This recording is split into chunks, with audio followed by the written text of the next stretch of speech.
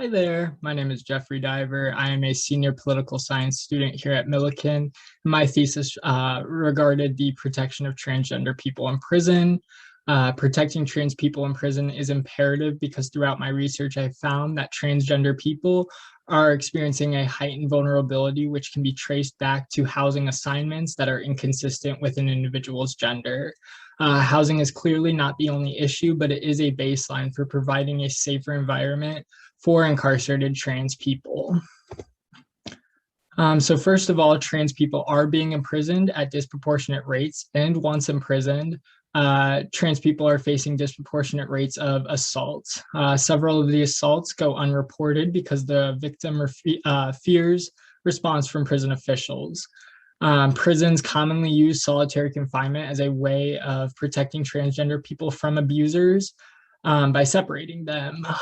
But throughout my research, I found that solitary confinement actually has detrimental effects on mental health, and among other things, is just bad all around. So it is being used to punish trans people for their gender. I would also like to point out that abuse comes from other incarcerated individuals, as well as prison officials and guards. So the question I'm trying to answer here is, are states failing to adhere to federal standards, and do state policies do enough to ensure transgender people in prisons will be protected? I hypothesize that states are failing to meet federal policy, specifically PREA standards regarding housing policies. And I also hypothesize that states are not ensuring housing decisions are being made on a case-by-case basis. So in 2015, less than 1% of Americans were incarcerated. That same year, 2% of transgender people were incarcerated. That number rose to 9% if they were a Black transgender woman, and 7% if they were transgender and experiencing homelessness. In addition, 1 in 6 trans adults have reported being incarcerated at one point in their lifetime. So because of this, we can see a trend. Trans people are experiencing significant rates of incarceration, even though trans people make up less than 1% of the population. In fact, it is actually 0.6% of the population here in America in which they make up, which is less than the number of Americans incarcerated in 2015. Furthermore, trans women are 13 times more likely to be sexually assaulted inside a men's prison than incarcerated cis people. In general, trans people are 10 times more likely to be assaulted inside prisons than cis people. Furthermore, housing inconsistent with an incarcerated individual's gender leaves them vulnerable to harm. In total, 40% of trans people in state and federal prisons reported being sexually assaulted. That number does not account for those who did not report their sexual assault out of fear of being placed in solitary confinement. So there are some federal standards in place that state policies are supposed to adhere to. One of those protections comes from Farmer v. Brennan. The case was decided in 1994 after D. Farmer sued and brought her case all the way to the Supreme Court. D. Farmer was a trans woman housed in a men's facility, and she was sexually assaulted and beaten numerous times while prison officials failed to intervene. The court ruled in D. Farmer's favor and declared that the Eighth Amendment gives, quote, gives inmates the right to safe incarcerations, end quote. It also set the precedent that it is a prison's duty to, quote, protect prisoners from violence, end quote. Another one of these protections is PREA, the Prison Rape Elimination Act. This piece of legislation noticed the increased risk trans people in prisons had of being sexually assaulted. In response, language surrounding transgender people inside prisons was added. What I used throughout my analysis was the limiting the usage of solitary confinement to 30 days. Language in this law allows prison officials to extend confinement if they document it and provide a legitimate reason as to why they're extending that. I also looked at housing and how it would be determined either on a case-by-case basis or not. This language allows transgender people the slim possibility of being housed in a prison consistent with their gender. I also looked at whether there was any staff trainings regarding transgender issues. This is important because if they do have that kind of language in there, that means that they are their PREA policy and state policy uses transgender language or LGBTQ language and mentions them frequently throughout that policy. So in 2014, only 10 states reported being in the process of meeting PREA standards. You could report that you were in the process, which would allow you to bypass actually meeting these standards and still receive federal funding. There were 5 states in 2014 that refused to just meet any of these standards. Failure to comply resulted in a removal of 5% of Department of Justice funds. So we can see that the penalties are weak and did not incentivize those 5 states to comply. A review of audits from 2009 to 2014 reported that 3 out of 21 states reviewed failed their audits. That same report stated that Pennsylvania was the only state policy in compliance with PREA. Because of this, we can infer that PREA auditors are passing states even when they're actually failing the audits. And then on top of that, there's still the loophole of allowing states to report being in the process. From this, I gathered that PREA policies are loose. They don't hold states accountable. And as you will see later in my findings, we can see that 23 state policies still to this day do not adhere to PREA policy at all. And this comes 6 years after the initial report actually began. So in my research, I found that 1 in 3 people held in solitary confinement were actively psychotic and or acutely suicidal, indicating that solitary confinement is a punishment and causes harm to prisoners. As I've previously stated, PREA limits the usage to 30 days unless officials can prove it necessary. PREA limited the use of solitary confinement because of its harmful effects and because it was being used as a protective means for transgender people who were at risk or experiencing harm. In 2015, 28% of trans people surveyed said that they were held in solitary confinement for 1 to 3 months. 14% reported being held for over 6 months. On top of that, on top of the mental strain that solitary confinement has on an individual, they're also missing out on opportunities like working, which further puts trans people at a disadvantage. Theory on social construction and its implications draw attention to participants of activism. Political scientists have pointed out that those with the most to gain often have the lowest rates of political participation, and several factors play into that. Being overworked, being underpaid, both have negative effects on an individual's political participation. Others have also focused on the fact that some political agendas do nothing to aid the interests of disadvantaged people. What I found most noteworthy from my readings and research was the emphasis on symbolic advancements, which are used to diminish further action. I think a great example of this would be the legalization of same-sex marriage. In the beginning, the queer liberation movement began with transgender people, specifically trans women of color, who focused their political demands on issues that would uplift the entire community, things like raising wages, things like universal health care. But unfortunately, cis gay men stole the movement and focused political attention on same-sex marriage, which would allow gay people to conform in a heteronormative society. Those in power permitted the legalization of same-sex marriage as a symbolic advancement, which disrupted further progress.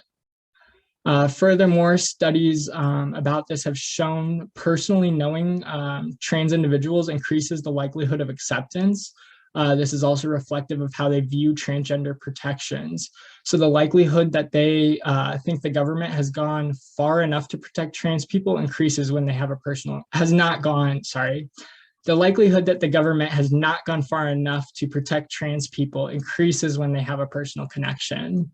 The majority of people who know trans people and believe the government should protect trans people further are much younger than other generations. So as time proceeds, acceptance of trans people is likely to continue to increase. There was a negative social the negative social construction of targeted groups, in this case prisoners, contributes significantly to decisions regarding funding. Adequate funding is imperative to the success or failure of a policy. Prisons have complete control over incarcerated individuals, making it hard for them to mobilize inside of these prisons. This contributes to my statement, quote, those with the most to gain lack the most mobilization and political participation, because it's really hard to do that inside of a prison.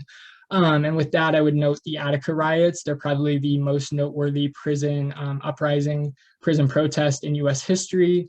The demands were very, very common things like an end to physical abuse, access to basic things like toothbrushes, showers every day, newspapers, books.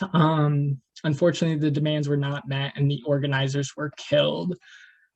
So because of this, because of other prison activism, we can see that it's just very hard to organize inside of a prison because they have complete control, and prison officials are able to suffocate mobilization efforts and also get rid of the lead organizers by placing them in solitary confinement, transferring them, or in the case of the Attica prison riots, killing them.